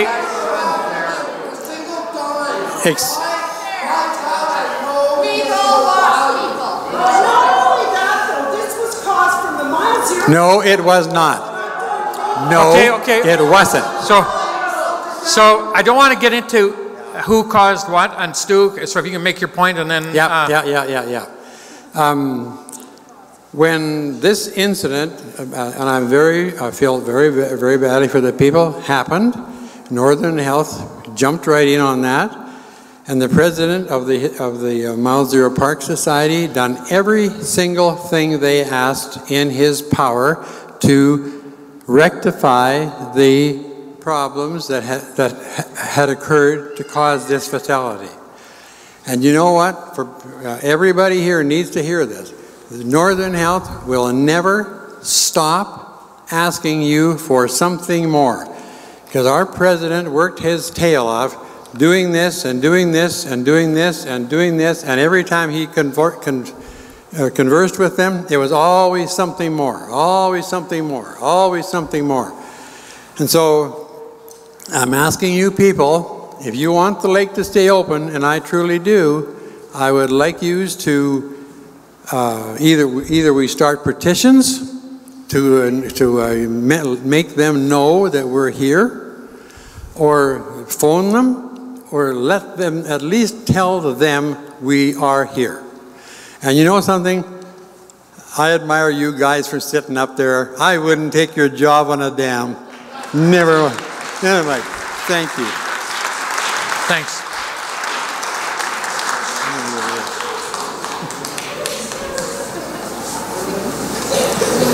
Hi, Anthony Hewen, taxpayer. One thing, we raised our kids here. They went down to Rotary Lake, man-made, for years. The one thing here is what we're talking about, obviously, is infrastructure. We're talking about upgrades. We all know that we can't go back to the lake idea, so we'll make it a pool. Let's do it properly. But if it's infrastructure we're talking about, why can we not use the infrastructure of the sewer and water that I pay monthly into the city? I pay sewer and water, and then I pay sewer and water infrastructure as well every month. Why not use some of that infrastructure money into the man-made Rotary Park. Yeah. So, Anthony, the water and sewer infrastructure is a utility, a self-funding utility, and so any projects that we have planned to build water sewer infrastructure has to come from those infrastructure charges. And so the operations of a service like the pool, you couldn't fund them out of that utility reserve because those rates that people pay for them have to be self-funding, and it can only be used for that utility. And the services for a lake, a pool, an arena, or a curling rink can't be moved from that reserve account into another one. Okay.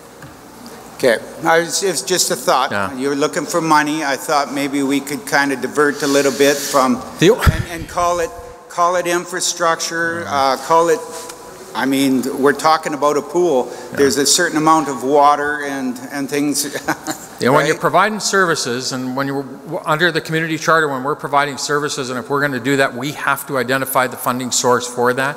Okay. And so the only way to do that is through the taxation of the taxpayers, business and residents, because it's built into that operating budget. And so we can't say, well, we're gonna put this service on, but we're gonna try and fund it from some donations or grants. We're just not allowed to do that. Okay, and the next thing here, am I to understand then, if we're talking about this now, we're almost in June, so we're not gonna have anything going ahead this year. Am I to understand then we might not be looking at, what year are we actually looking at as far as moving forward? 2020, 2021, where is that? So would be my expectation, this council are going to give direction to administration to start to scope out the options, and that's costing them, and then council will have to build that into the budget for 2019. And so depending on that direction, then the capital upgrades would take place as soon as council give that direction. Okay, because the longer I would expect these guys, and so for us it would be 19 is going to be when you want it, but it depends on what you're doing and what your capital upgrades, how long it takes you to do them and when you can get them done. Okay, I would say to council then, the longer you guys wait, the more expensive it becomes. Yeah. Thank you.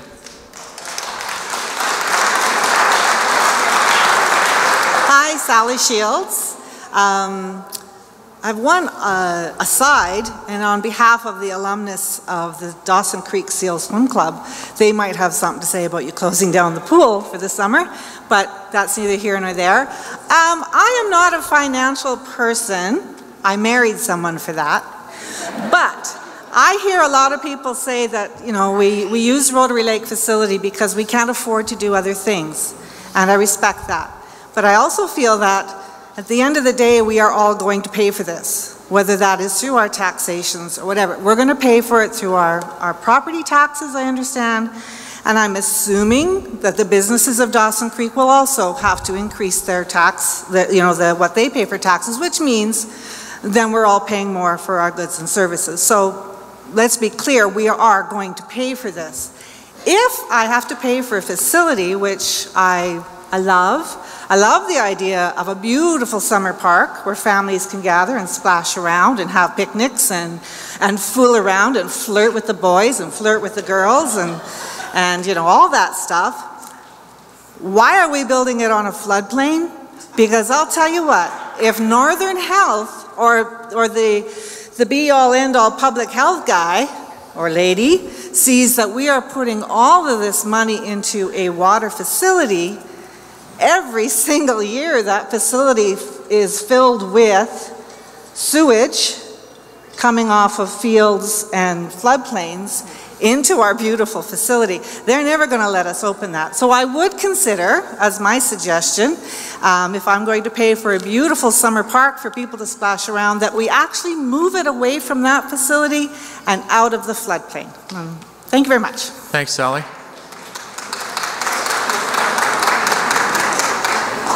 Hello, my name is Lisa Kwasnitsa. I have a question for the mayor and council in regards to our garbage and our recycle. Do we or will we be paying taxes? Will they be increased for the recycle program that's being installed by the city of Dawson Creek? Yes, the curbside recycling collection will be a bi-weekly service. It'll come every second week where you'll roll out your recycling cart like you do your waste, and it's $6.82 a month. So I'm wondering why something like that takes priority in Dawson Creek over and above a facility that all of Dawson Creek uses, because some people are not capable of taking their own garbage or recycle out. We've never had an issue that's generated as much input into the city for a service as curbside recycling. And last year when we did the official community planning process in the community and seeking all the different options of engaging the community, curbside recycling was the biggest single issue we received from residents. And those same residents, did you ask them if they had a choice between the curbside recycling and the Rotary Lake, which they would choose? Yeah, no, we never had the discussion about options. It was just the Because I'm sure the option would be for the Rotary So tonight Lake. is the opportunity for residents to give us the input into Rotary Lake. That was the official community plan guiding the development of our plan for the vision of our community for the next 5 and 10 years. I'm just saying that the biggest single issue we received from all of the issues from residents through that process, curbside recycling was the biggest single issue that residents asked us to implement. So that's why we implemented curbside recycling in this year. And then the other question I have is in regards to the property in Dawson Creek that the city of Dawson Creek owns, and when they're going to start to disperse that property. Because we did approach City Council on 3 separate occasions with a proposal to buy some of that property, and they were denied. And I'd just like to know when they're going to start selling off the properties in Dawson Creek that the city owns. So the public process of selling public property, and I don't know how much public property the city owns, but it's not a lot. About 12 lots. Yeah, so you make that proposal through and the request through and through to administration, and council would just deal with it. Yeah, 3 times we did it and it was denied because we were told that City Council wanted a building on the lot. So that may be the case, so. So the maintenance was more important than the money that the city, my tax dollars that the city spends to maintain that lot takes priority over the little bit of tax that you would get on having a building on that lot. Yeah, well, so first of all, I don't know what lot you're talking about, and so, but the council, certainly the city has plans for some property to develop it for future uses, and I don't know what that is, so I can't answer your question about which specific lots they are. I just think the City Council and the City of Dawson Creek should have a limit on those properties if not sold within a certain period of time, or not used or maintained or something done with them in a certain period of time, that they should have to be sold off and the money should go back into the city to be used for other projects instead of just sitting empty and the city having to maintain them and look after them with our tax dollars. Thank you. Thanks.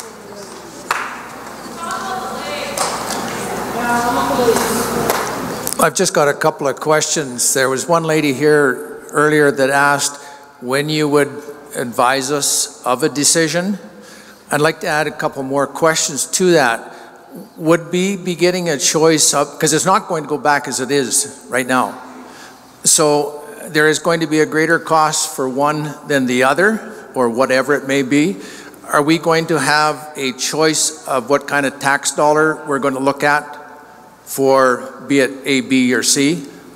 Yeah, Tom, I think right now the options that we'll start to give consideration to and direction to administration, that'll be all done in the public meetings in open council. And so then the direction we give to administration and the reports they come back, then council will start to lock in on what option they're going to move forward with. All of that stuff is in public open meetings. I don't know that we would have another public meeting before then because you're going to be July, August, September, but I can't answer that because we need to ensure that first we get direction to administration on what those options are and then begin to move it forward with locking in on kind of the direction, that the option. Okay, thanks.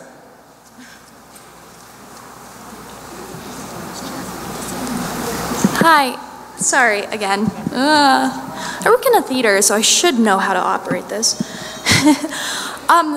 So back again, I got a text from, so I've been live streaming some of this, just to let a majority of my friends kind of know what's going on.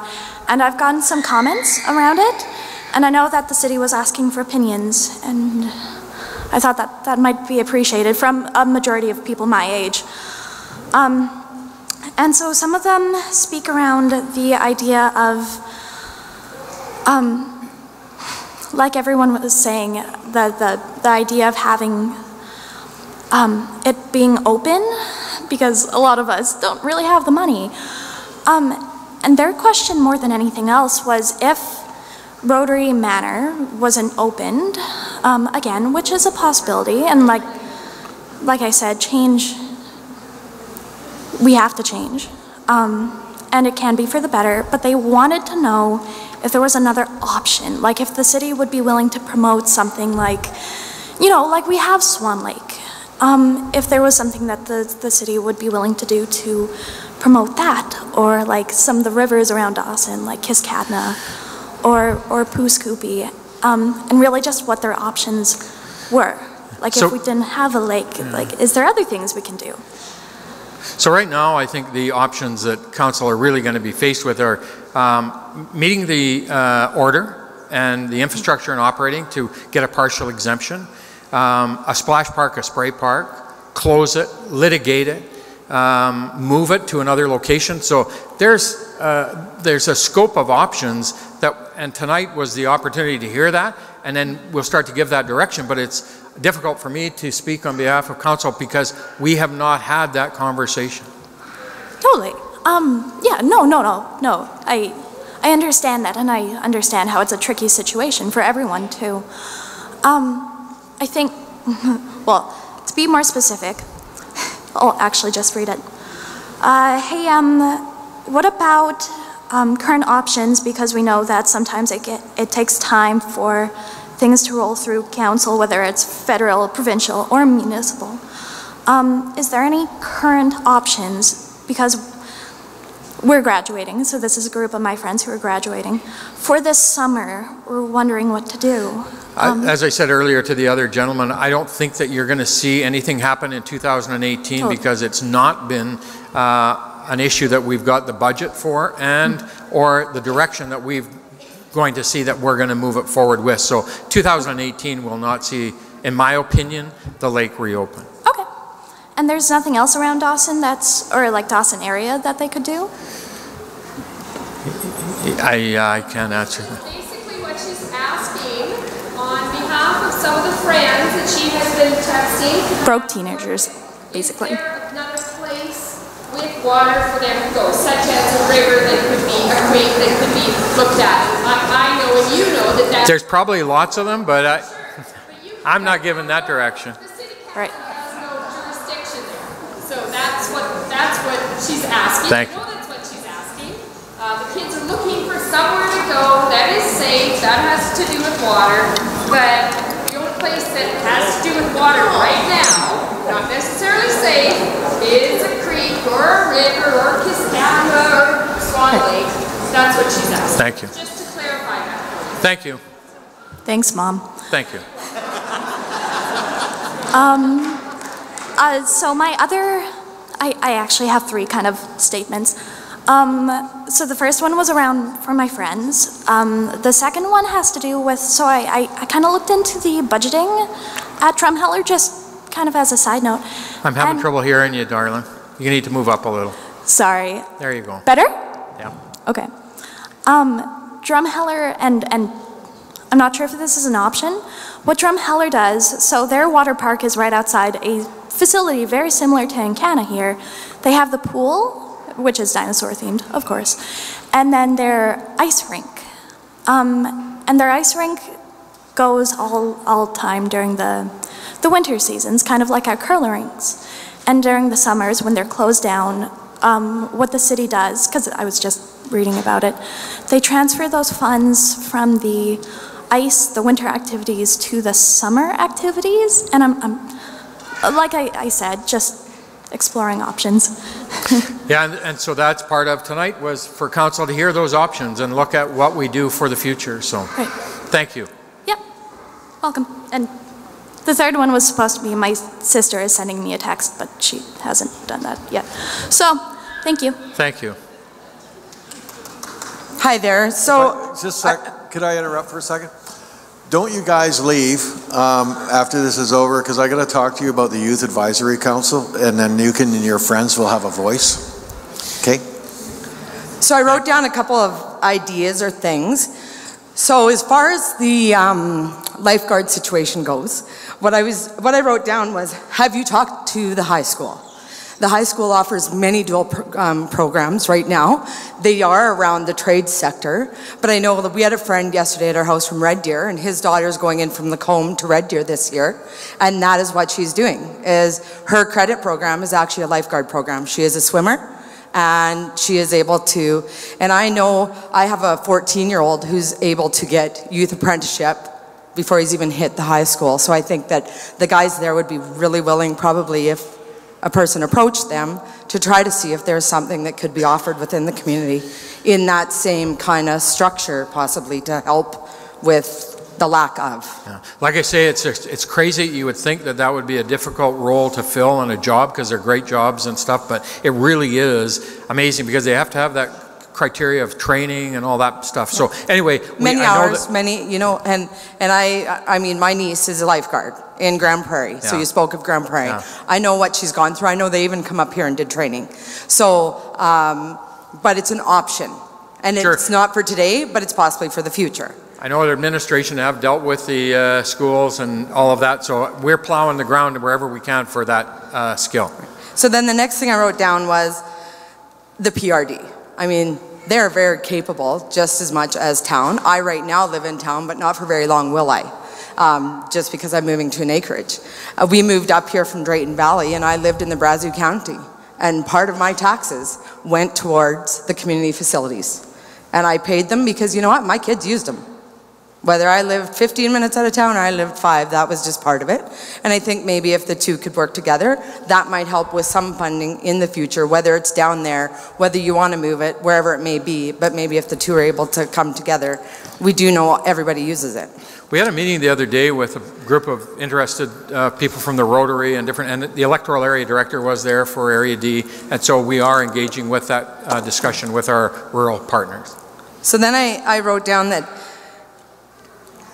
one thing I really know is the people in this community need things to do. And why do the children get into trouble, or why are actions happening, is however we might be able to make this work, whether it is a splash park, whether it is a pool, whatever it may be, it's better for us to have more things for our kids to do in the future than less.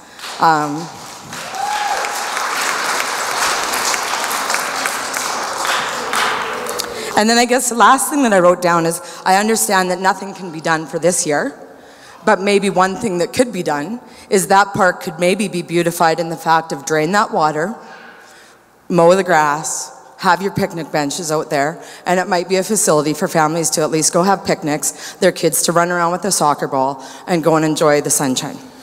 Thank you. So. Thank you for your input.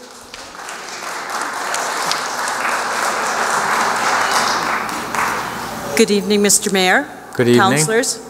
I don't have the luxury of saying that I have been born, raised with grandparents, aunts, uncles, and everything else. I moved to this community 2 years ago, in the summer actually of the incident at Rotary Lake. I was there the day before with my family. My family had to live at the Rotary Lake campground for most of the summer, and we use that lake extensively. I was looking forward to being able to go there every summer with my family. It was a drawing card. We like water. I come from Fort Nelson, and the Rotary Club there spent an awful lot of time and money to develop a spray park, which was really quite grand. It did not use recycled water, and it was really cold, and it wasn't used very well because the children that it appealed to it was designed for, you know, the younger group, and the water was super cold, as it would be in a northern community. I don't know how that is different with the option of having the recycled water. We always thought that was something that we missed out on. But one thing I've noticed in the city of Dawson Creek and surrounding areas is it's windy here. It's really, really windy. Now you add little kids, spray parks, spraying water, wind, and you very quickly will have a lot of children who will not use the spray park as it was intended because it's too cold. It also takes away from the enjoyment from the older kids and the teenagers and parents and the grandparents who were going to use that lake as well. So I would really caution you to check out all your options if you're going to further develop it into a spray park, because you may find the same thing. We had a beautiful park up there, and it really wasn't used because of the temperature.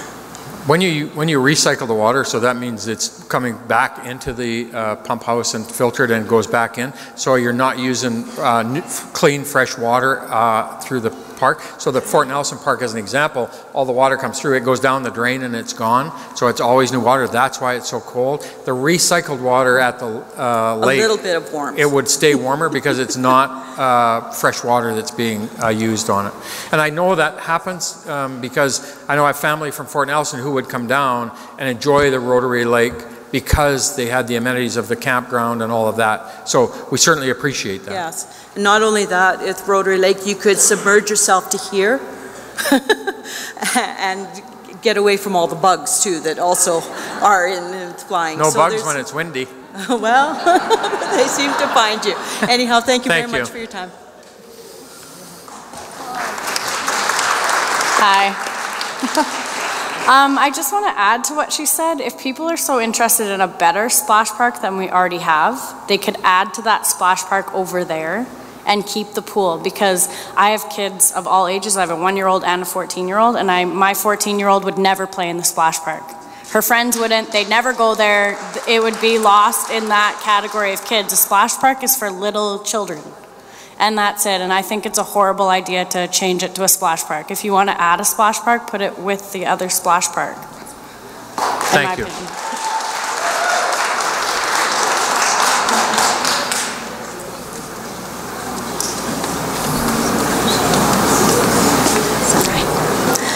Hi, my name is Cheryl Lawrence. I have a question with regards to the demolition of the buildings at the fairgrounds and the money that the city has given to a revenue generating venue. Is that same money available for Rotary Lake?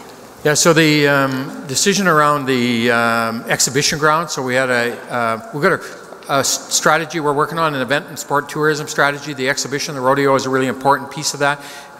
We did an analysis of the buildings down there. Most of them are not able to be used. We have to demolish them in order to be able to put some temporary structures up. So that was funded out of some reserves.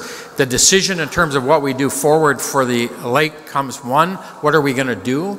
And then how do we pay for it? And so that funding would come from different sources, but it doesn't carry the same connotation because that's pure capital. It doesn't carry operating, and it's the long-term commitment to operating costs that are built into the budget.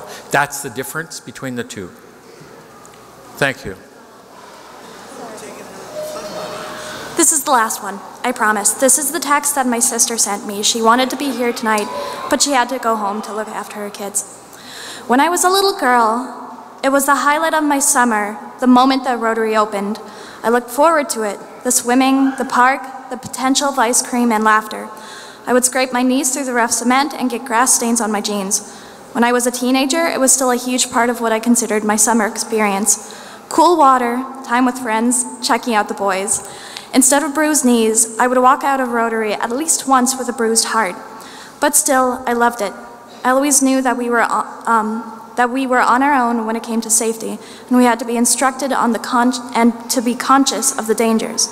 I remember the first time I took my baby sister to Rotary. I can still see how big her grin was and see her squealing in what was both fear and excitement at the cold water and hear her giggles. When I was pregnant with my first, I had painfully swollen feet. To soothe them, my best friend and I did laps around the perimeter of Rotary.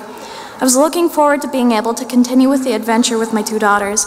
I recognize and do not wish to diminish the tragic loss of the life that was recently experienced. I cannot imagine the grief, and my love goes out to everyone affected. I also logically recognize the need for upgrades to the safety of the lake, to the health standards currently in place.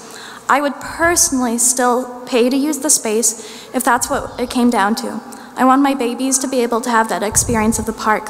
I want to still picnic there, swim in the cool water, watch their faces light up, and see them grow through the summers I did. One of my biggest concerns is for those who do not have the ability to pay to use the park. How are we going to replace a free venue that for some is the only source of family leisure in the summertime? We are lucky to have a steady employment in my household, and still things are tight. What will we do for them? Please keep the park open. My vote is yes. Thank you.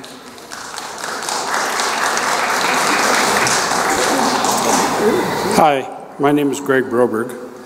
I've only been in Dawson here for about 12 years, somewhere between 10 and 12. It took us a couple of years to sell our house in Kelowna. I would really like to congratulate Council on looking at the fiscal numbers. But you mentioned it'd be an increase of my taxes approximately 1%. Well, I think my taxes this year are $3,800. So let's just round that off to $4,000. 1% is $40. Now, if my wife, grandma, and myself, grandpa, take our grandson to the pool here, it's $20. So that's 2 trips. Now, we probably come a lot more than 2 in the wintertime, but I don't think we'll be here twice over the summer. But 1% of my taxes, if that's $40, or you mentioned the cost of $150,000 a year, Kelvin Kirk Center, I've only been there twice. That's 1% of the Kelvin Kirk Center. So thank you for checking the numbers for once, but I think $40 ain't that bad. So, and yes. So, and certainly, you're absolutely right. 1% increase for the lake isn't bad, but we have increase in inflationary pressures on the budget every year with prices of fuel going up and insurance going up and cost of labor going up. And so the affordability metric for some residents in our community means, and I use the example of the seniors, you start to price them out of their home for a small amount because pretty soon they can't afford it. So we're always conscious about that in terms of trying to find a way to balance that. But we certainly appreciate it. And the issue here is exactly that. It's a free amenity that has been a real backbone of our community. So that's the balance, that's the discussion, that's the decision. There's another thing that's been mentioned, but I don't know if it's really been heard. The campground nearby. If you were to move it to higher ground, consider moving the campground as well, not because the campground gets flooded, but that's kind of a hand-in-hand tourist type thing, especially for people traveling through. This isn't a destination. This is a stop to a destination. Right.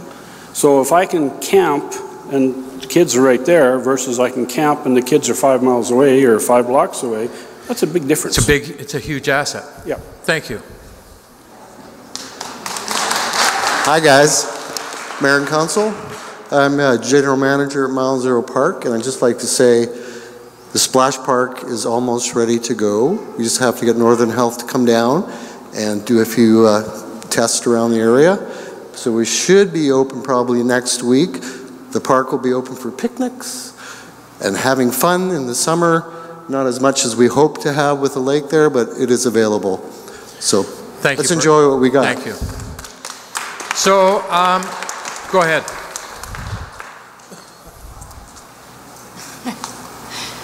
Okay, I'm Debbie.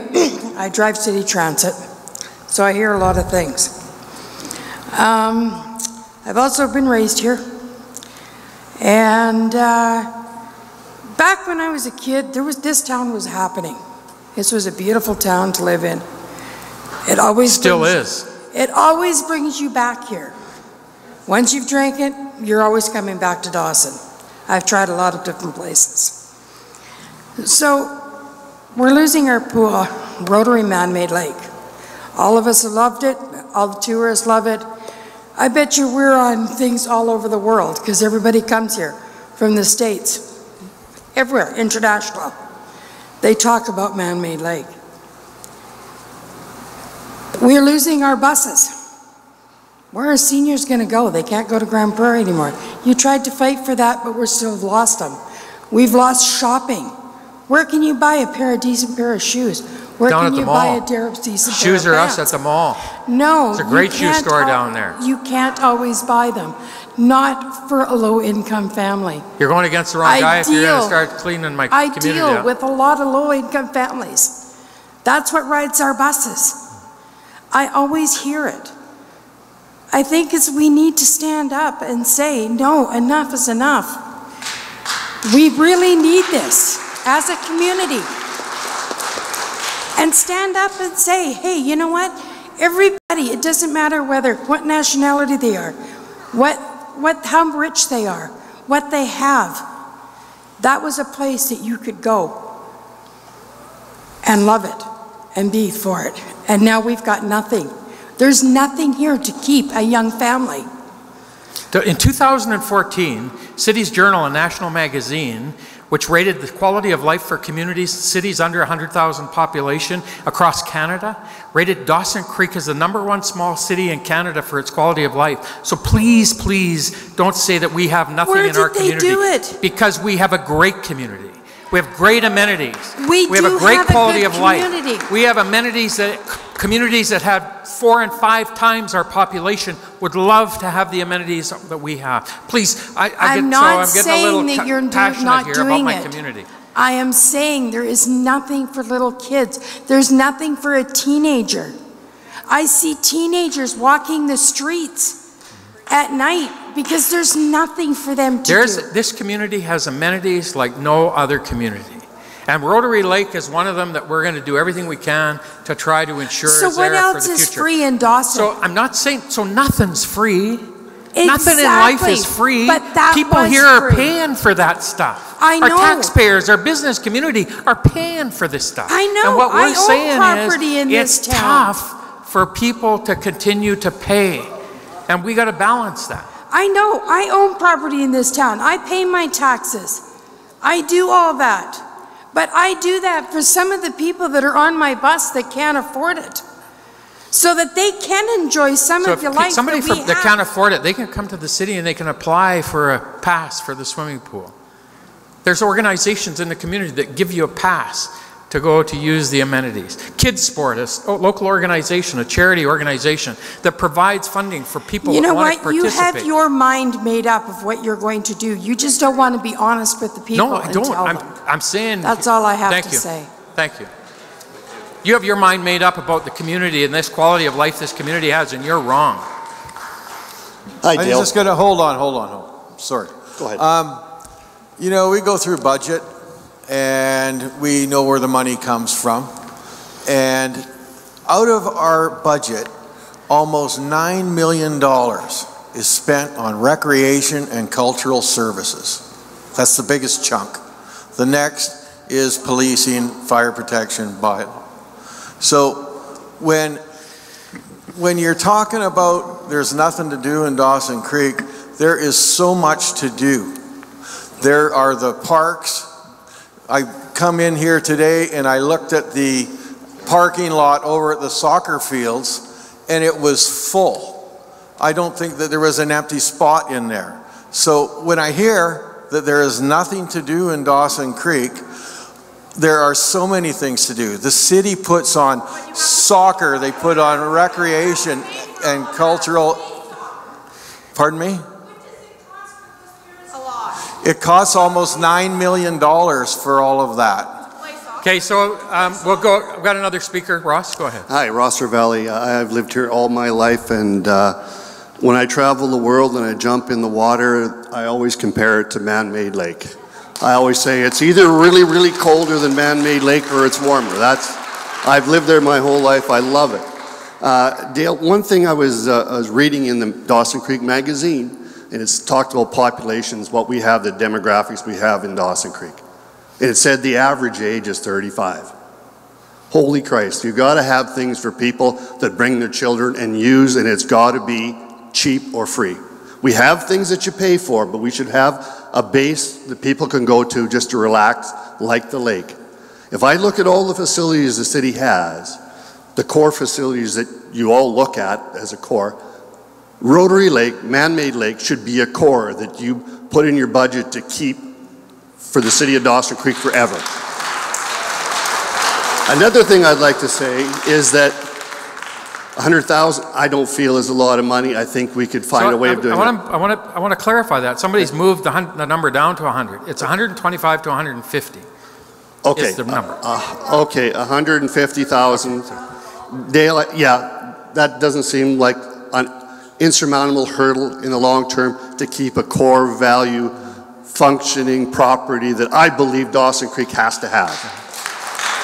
The second part I would like to say, if you think $150,000 is a lot of money, I really don't want to see what you come up with to look at a better facility. Because I think you should open your pocket, open your mind, look to the future, look to those people that are under 35 that are bringing kids here, are going to stay here. Put that to the people and let us decide what $150,000 or $1 million means. Because I think you'd find the community would say, yes, we want something better, make Dawson Creek better, quit being small-minded on that product. Okay? Thanks, Ross. So with that, I really want to express our appreciation to everybody coming out tonight. It's 9 o'clock or after, and we appreciate the feedback. We appreciate the engagement tonight, and thank you for coming out, and watch for your council in terms of the topic of Rotary Lake moving forward, and thank you for coming out tonight.